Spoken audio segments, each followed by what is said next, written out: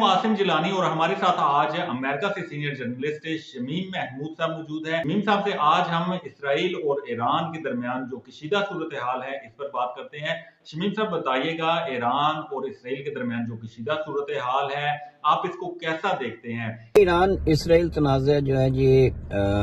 بہت پرانا ہے، اور فرق صرف اتنا ہے کہ پہلے جو ہے وہ ایران ڈائریکٹ اسرائیل پر اٹیک نہیں کرتا تھا، بلکہ جو اپنی جو ٹیررسٹ آرگنائزیشنز ہیں، حماس ہے، حزب اللہ وغیرہ ہے، اس کے ذریعے جو ہے وہ ان کو فنڈنگ کرتا تھا اور باقاعدہ تربیت دیتا تھا، اور پھر وہ اسرائیل پر اٹیک کرتی تھی، اور یہ سب کچھ جو ہے وہ جہاد کے نام پہ ہوتا رہا۔ دراصل یہ سلسلہ جو ہے وہ پچھلے کہہ لو کہ کچھ دہائیوں سے زیادہ شدت اختیار کر گیا ہے، جب سے یہ جو آیت اللہ خامنئی ہے، یہ سارا گروپ ہے، وہ مذہبی شدت پسند جو ہیں، انہوں نے اس کو ایک ٹارگٹ بنا رکھا ہے، اور ان کا یہ نعرہ ہے کہ ہم اس کو صفحہ ہستی سے مٹا دیں گے۔ جبکہ اس کا بیک گراؤنڈ جو ہے وہ تھوڑا سا ہے، کیونکہ اگر دونوں ممالک کا مقابلہ کیا جائے تو کسی بھی طرح سے ایران جو ہے وہ اسرائیل کے مقابلے میں سامنے نہیں آتا، لیکن ظاہر ہے کہ ان کی سوچ ہے، وہ اپنی سوچ کو لے کے چل رہے ہیں۔ تو اس کے ساتھ ساتھ اگر باقی چیزوں کا بھی آپ موازنہ کریں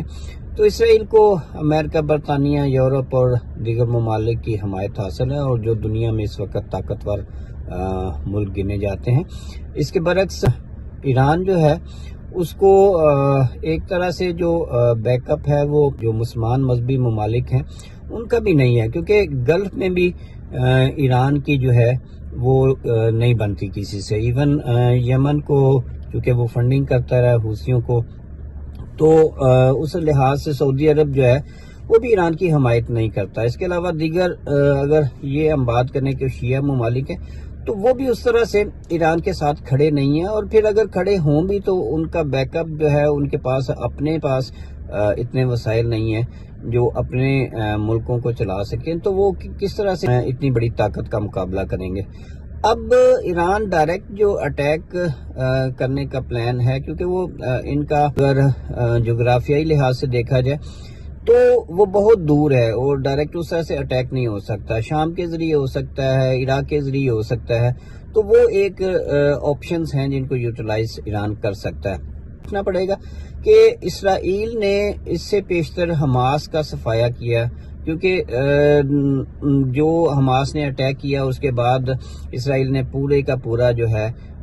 حماس کا وہاں سے صفایا کر دیا، اب حزب اللہ کے پیچھے ہے۔ تو ان ساری چیزوں کو جو حقیقی پہلو ہے اس کو اگر دیکھا جائے تو کسی بھی طرح سے ایران جو ہے وہ اس کے ساتھ سامنے کھڑا نہیں ہو سکتا۔ اب دوسری جانب اگر یہ دیکھا جائے کہ ایران ڈائریکٹ اٹیک نہیں کر رہا تھا، اور اسی وجہ سے اسرائیل جو ہے اس نے ڈائریکٹ ایران کو اٹیک نہیں کیا، جبکہ اس کی جو تنظیمیں ہیں ان کو اٹیک کیا، ان کے لیڈران کو اٹیک کیا، اور پھر اپنی جو خفیہ ایجنسی ہے اس کے ذریعے جو ہے ایران کے اندر جو ہے وہ جا کے انہوں نے ان کے بہت سے جو سرکردہ رہنما تھے ان کو انہوں نے اٹیک کیا۔ بلکہ اگر آپ ریسنٹ دیکھیں تو ایران کے ایک سابق صدر کا بیان ہے کہ جو ایرانی خفیہ ایجنسی کا جو ہیڈ تھا وہ بھی ان کا ایک ایجنٹ نکلا۔ تو اس طرح سے اسرائیل جو وہ اتنا فنڈنگ کرتا ہے اور اس طرح سے لوگوں کو خرید لیتا ہے کہ وہ اپنے ہی ملک کے، بلکہ اگر اس کو ایک دوسرے اینگل سے دیکھا جائے تو ایران کے اندر سب کے سب جو ہے وہ ان کی قیادت کے ساتھ کھڑے نہیں ہیں، کیونکہ ان کا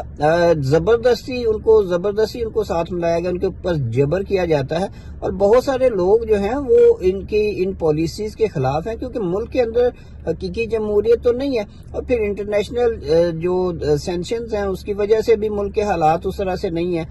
ان ساری چیزوں کو لے کے بہت سارے جو ایران کے لوگ ہیں وہ ان کی پالیسیز کو بیک نہیں کرتے، بلکہ ریسنٹ جو اگر آپ دیکھیں تو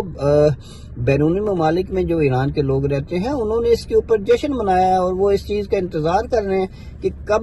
کہیں جا کے جو ہے وہ موقع آئے اور ان کو حقیقی ڈیموکریسی جو ہے ان کے لیے ان کے سامنے آئے، اور ان کا ملک بھی ترقی، ایرانی لوگ تو چاہتے ہیں وہ ترقی کریں، لیکن یہ جو ایک